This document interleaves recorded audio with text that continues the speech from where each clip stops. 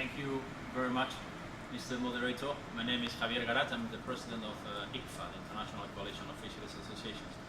And I would like to confirm what Matthew Yanni and Alistair McFarlane mentioned about the Southwest Atlantic and explain a little bit more how is the situation there. Once the resolution 61/105 was published in 2006, the European Union and particularly Spain worked together in order to respond to that resolution.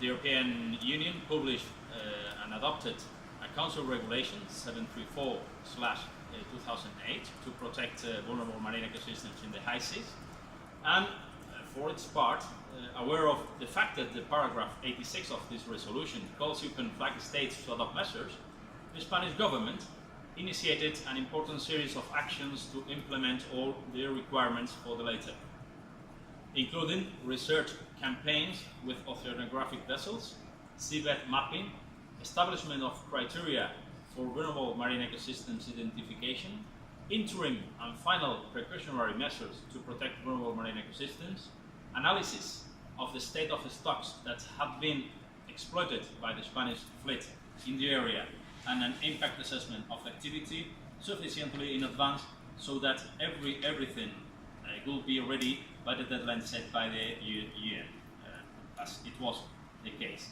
As a result of all these legislative movements and developments of the European Union and the Spanish government, the European fleet fishing in the Atlantic, in the Southwest Atlantic, was subject to a series of new obligations as of 2009 that started as interim, but later, once the areas that can contain vulnerable marine ecosystems were identified, became final.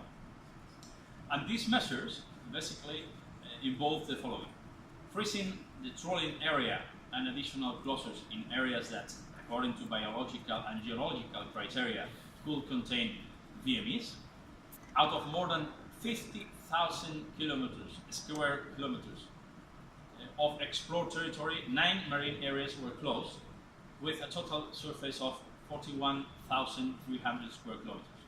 Obligation to have a control observer on board 100% of the vessels, and monitoring and control of the evolution of the capacity of the fleet and the effort developed in the fishing ground with data related to the species caught, including sizes, CPU, etc., to prove that a sustainable and demonstrable activity is under development. So, the European industry accepted and is implementing those measures. What's the situation with other countries like China, Taiwan, or the Republic of Korea? We don't know.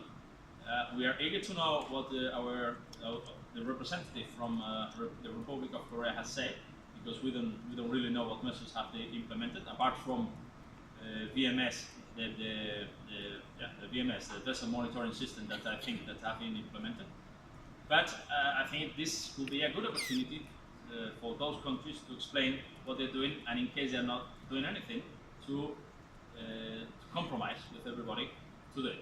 Don't forget that in this area there is no RFMO, mainly due to the political problem between the UK and Argentina for the Malvinas, Falkland Island territory. So I think that a lot of things have been done, but there are still margin for improvement for other countries.